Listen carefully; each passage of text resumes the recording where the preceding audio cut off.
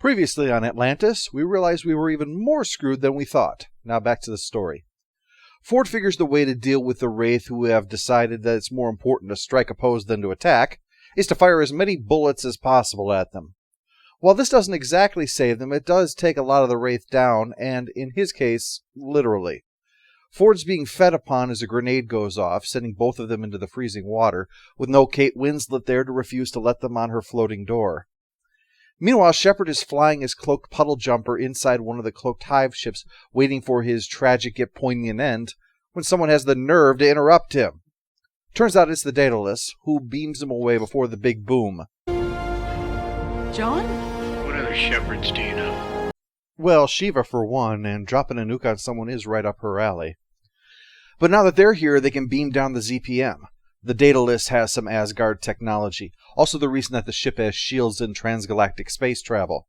The fighters it has isn't because of that, it's just because fighters are frickin' cool. And anyone who has ever wanted to say, launch all fighters, besides at the moment of climax I mean, wants to be Captain Walter Skinner in this moment. But Hermie, an Asgard representative, has to be the buzzkill and remind them all that without the ZPM they're no longer overclocking this bad boy and they have to actually be careful. But yeah, the ZPM is the real deal. All we've got to do now is take it to the facility, plug it in, and they should be able to just switch the shield on. This is the most important thing happening on all of Atlantis right now, so... Whoa, what is this? This is my security escort? So we have an escort half the size of the one that a single Wraith managed to take down in part 1. Oy. Might as well put a bow on that box since it's just a present for the Wraith now.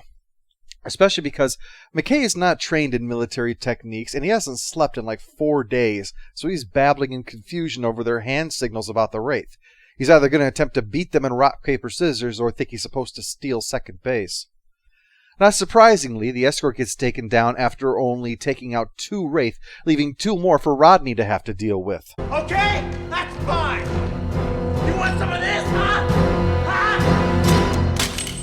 Again, 4 days. We're lucky he didn't try to shoot them with his finger. Luckily for, well, the entire human race and all the various offshoots across the Milky Way galaxy, Taylor arrives to save Rodney. Meanwhile, in space, the Daedalus is having trouble. They can kill that hive ship if they can just shoot the damn thing, but the Wraith darts keep intercepting their shots, and they have more darts than we have missiles. So at Shepard's prompting, it's suggested to Hermie that they beam a weapon directly onto the enemy ship. The Asgard locked it to prevent its use as a weapon like this, but since he's going to die with the rest of them, he reluctantly overrides it. Ready. 5. The weapon is away. Whoa, language there, little buddy. And that goes double for your mother. But the plan works, and the cruiser escorts all book it out of there. But the darts have all been placed on a high-speed collision course with Atlantis with less than a minute until impact. And Rodney is on his last frickin' nerve. He manages to get it in there with time to switch the shield on, saving the day. And much earlier than I would have thought. Uh-oh. We've got about a half hour left here. There's going to be some more bad news. I mean, there has to be. It's been that kind of week. For instance, Everett looks like he should be playing shuffleboard if he could possibly handle that excitement, and he apologizes for getting on Shepard for shooting his friend in Rising. In fact, he says he wishes Shepard had been there to shoot him, which... I guess I figured Shepard had shot that guy because he was being tortured for information about Earth and was near or past his breaking point. Not because he had turned old. Pegasus hasn't turned into Logan's Run last time I checked. He'll be shipped back to Earth, though. Having 30 or 40 years of your life sucked away is the kind of thing you should really get checked out in a more thorough facility than this place. And they do have their hands full once they find Ford out in the ocean. Good Lord. Although I suppose the Wraith has his hand full, too. The reason Ford's still alive is because of the Wraith, actually. There's an enzyme that's released as part of the feeding process that strengthens the human body. Otherwise, the process is so traumatic that we'd die before it was complete. In Ford's case, the Wraith must have flooded his system with it when it died, keeping him alive for now, but obviously he's going to crash and burn once it starts to break down. So they'll need to get Ford into a 12-step program pronto. Hi, I'm Lonnie. It's been 6 months since I last was fed upon by an alien parasite. Sometimes I get the urge to go out and score a head crab, but thanks to my sponsor, I worked through it and I'm in control of my life again. instead of being directed to construct an alien monolith like some of my former friends are. To wean Ford off the junk, Carson wants to harvest some from the dead Wraith, although it's far more medical sounding than, I want to take stuff from a dead alien and squirt it into this guy. For science. And yeah, none of that was bad news enough to fill a half hour. Seems that the cruisers that got away informed the rest of the Wraith, so 12 more Hive ships are on the way right now. And even with the ZPM, the shield won't last forever. Eventually, a sustained bombardment will drain all the power, and it's going to be all over. So Shepard finally stands up and declares, enough is enough. Let's go punch those Wraith right in their stupid face. Let them know we mean business. Even if that business is just one store in a not terribly good neighborhood. There's a chance to catch them between hyperspace jumps a ways out yet and try to discourage them. But Daedalus says that the Wraith aren't just interested in the problem with Atlantis, but the fear of what might happen if word about all of this started to spread amongst the humans. Putting Atlantis out of commission would ensure that the Wraith are still the top dogs in Pegasus. But I'm afraid the reality is you're getting your nose rubbed in it now, little pooch. Only the Wraith eventually devise a countermeasure to their beaming technology, which kind of ruins their entire strategy. And as that armada starts pelting the one human ship with everything, Shepard stands on the bridge with a look of, maybe I was a little too cocky. Okay, what are our options? Oh, let me see. We got slow death, quick death, painful death, cold, lonely death. Is there a death by chocolate by any chance? Because I would pick the hell out of that option if it was there. I think so. Don't push me around! Strangulation? Rodney, you didn't mention strangulation. You holding out on us, you Quentin Tarantino-looking traitor? Ford finally realizes that the best way to prove he's fine is to not strangle his doctor. The problem is the enzyme is altering Ford's brain chemistry, which is why he's unpredictable, and his body so much so that a sedative can't keep him under for very long. So as soon as Dr. Weir is gone, Ford gets up and takes out the security detail with a thrown bedpan or something, which I know he's got enhanced strength, but since the dude was only there to keep an eye on Ford, he probably should have at least been looking in Ford's general direction for threats. Now that he's armed, he threatens to kill the other patients unless he gets their supply of the enzyme. So reluctantly, Carson has to turn it over and hope that riding the leech dragon isn't going to kill Ford or turn him into the Hulk or something. And just in time for a well-armed lunatic to run about the place, the Wraith have shown up and have begun bombarding the city.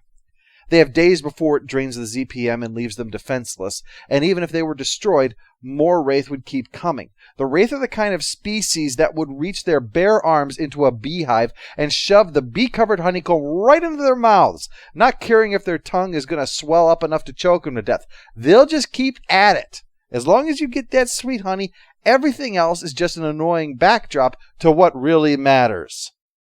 So the new plan is to do the only thing that is going to stop so single-minded an enemy. They're going to have to fake their own death. Although this is obviously going to be a lot more involved than a burning car and slipping away under cover of night to live on a topless beach under the name of Beau La Manche, the handsome purveyor of a beachside massage which will smell of a night... Not that I've thought about it at all. It's going to be involved, that's the point. So what they'll do is have a nuke simulate the destruction of the city, and then they'll cloak the city, and it will look like they destroyed the city, so the Wraith will go away. The downside is that you can have a cloak, or you can have a shield, but you can't have both. It's one of those optional extras that takes up the same spot in your car. So if the Wraith don't buy this, they're all going to get destroyed for realsies. But Taylor suggests using her connection to make them think that they really are intent on destroying the city, so that they'll believe that's what just happened. Of course, Ford is the X factor in all this. He could really screw things up at just the wrong moment if he does something stupid, which is kind of expected for someone filled with alien biochemicals, so Shepard's trying to hunt him down before that happens. But there's no time to wait, so they send out the telepathic message, set off the bomb, and then cloak the city. Piece of cake. Then there's the problem with Ford running about. He can't be talked down or even stunned down with a Wraith gun anymore. If it didn't make you a paranoid wingnut, this would probably be a good weapon to use against the Wraith, but... anything that would make someone punch Zelenka just isn't worth it. I mean, that's like dripping acid on a butterfly. It's just plain wrong. Ford jeopardizes all of them because the Wraith are scanning the area, and he pilots a jumper to the gate room, fires up the Stargate, which is basically like when a sub is running silent mode, and one guy says, "This is when I scheduled my drum practice, and nothing's getting in the way of that." Luckily, the Wraith don't detect that, and they fly away, assuming the city has been destroyed. But as for Ford, well, he's still out there, ready to get up to more Wraith shenanigans. What'll happen to him? Well, we'll find out next month with Runner. The Siege gets a stamp of must-see. It's a pivotal moment for the show.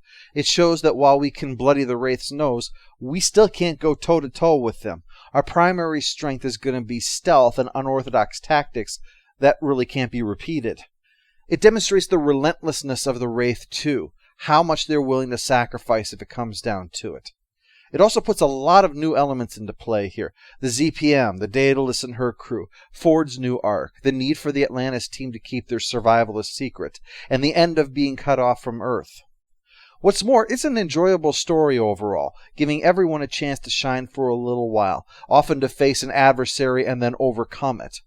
And I don't just mean the general Wraith threat, I mean personal adversity. Shepard and Everett's conflict, for instance, and how that was resolved. Or especially Taylor's connection to the Wraith, which was treated at the very beginning of this story as a vulnerability, but proved the key to their plan's success in the end. The Siege lives up to its name. It's an endless onslaught on the city, with life and death for the whole of humanity in the balance, and all of the ups and downs along the way that lead to an overall satisfying conclusion. The Siege was a great way to close out Season 1 and kick off Season 2, to start a new direction for the show and help keep things fresh.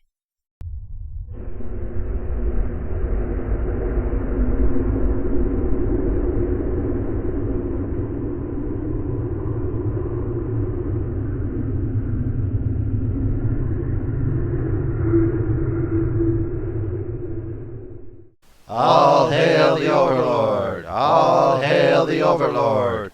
I'm going to curl up in bed with the largest sandwich I can